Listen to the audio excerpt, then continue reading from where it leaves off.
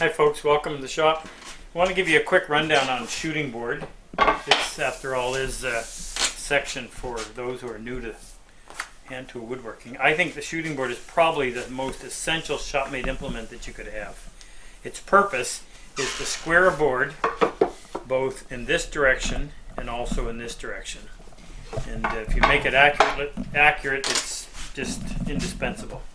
I make mine out of 1-inch MDF, and I'm not going to go through building it because we've already covered that in some of our previous workshops.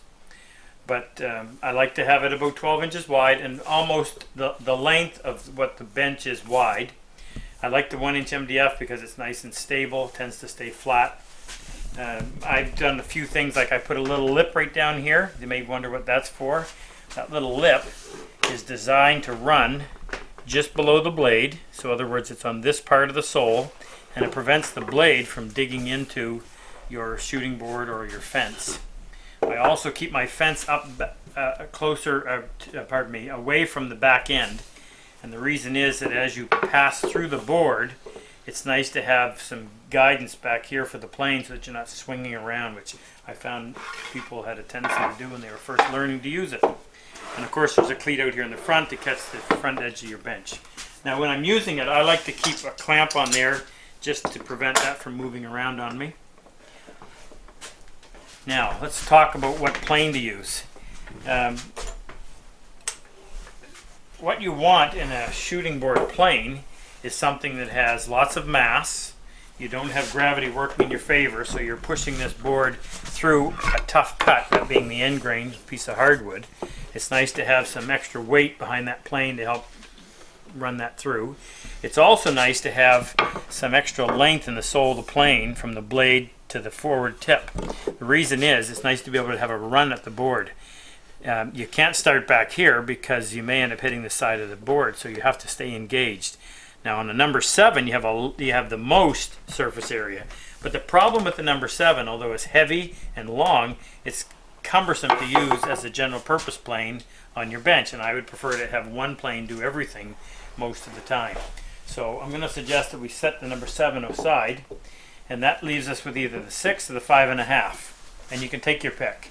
Of course you're going to have a little more length on the number 6 versus the 5.5. You put the two of them side by side. It's not that much. In fact, it's probably only a 1/2 inch, so you can almost cancel that one out, that advantage out. You do have a little extra weight. If you don't mind wielding that extra weight, choose the number 6. If you want something a little bit easier, choose the 5.5. Both are nicely sized for general purpose work on the bench, so either one you can't go wrong.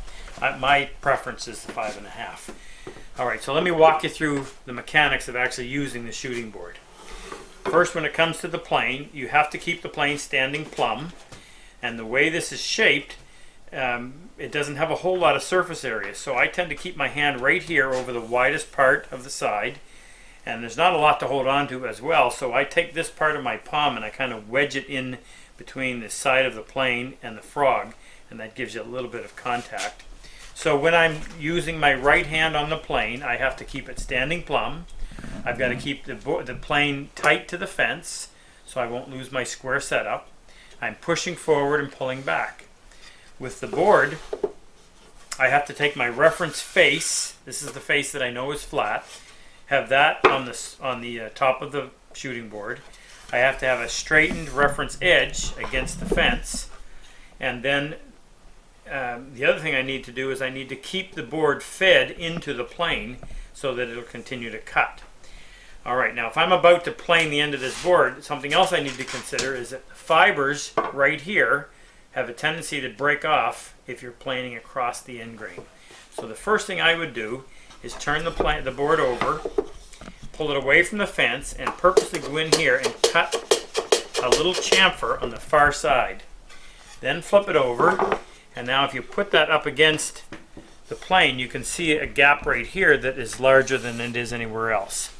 So while I'm planing across the end of the board, that little chamfer prevents any tear out. I'm going to bring the blade out a little bit more.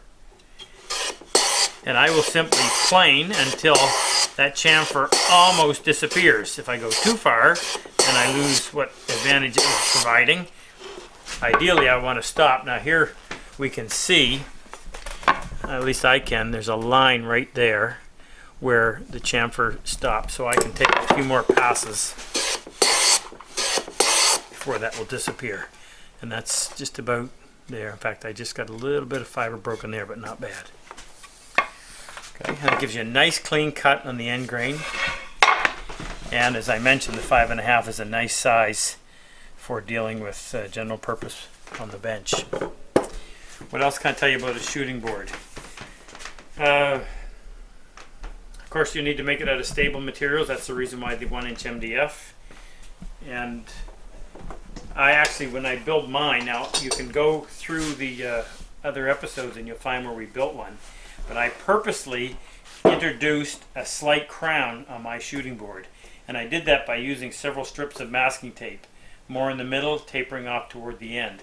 So when I glued this piece of Baltic birch to the shooting board and then down onto a good flat reference surface, it actually glued it with a slight crown. Purpose is this. If you take a plane, which typically has a wide spot here and narrow at both ends, and if you were to set that on a flat surface, it stands nice and plumb or square to the flat surface. However, if that surface has a slight cup in it, and the plane's only going to touch at the front and the back, the minute you do that, you'll notice as I lift this up, it's going to go at a square. And that's what would occur. A lot of times when you introduce a glue joint to something like this, it puts a stress line in there, and this thing would end up cupping front to back. And as soon as you do, your plane is no longer sitting square and it's driving you crazy because you can't get the edge of the board squared up. I purposely introduced a crown, and it almost cancels itself out, but even if it remains, because it's making contact on the wide spot, it's always going to stay nice and square to the face of the shooting board. So you might want to go through and check that out because it'll be really beneficial and it'll help you make a shooting board that will work and work well. Anyway, spend the time, do it, make sure it's nice and accurate, make sure that when you glue your fence on, and I'll end with this little bit of advice. What I do when I'm making them, I get a trusted square, I put my plane in position, I take my fence, and I build it out of something that's really hard because it takes a fair bit of abuse. I put some glue on there, and then with the square, I hold that in position, and I give it 5 minutes or so to dry, or at least so it'll stay put, and then walk away and come back a half an hour later when the glue is set up, and then screw it into place for the extra strength. And this one actually screwed up from the bottom side. But if you try to glue and screw at the same time, it's always going to creep on you, and chances are you're not going to get it where you want it. Alright, that's your shooting board. I hope you build one, get yourself a good plane to work on it, and this one thing alone will improve the accuracy of your work tremendously. Good luck.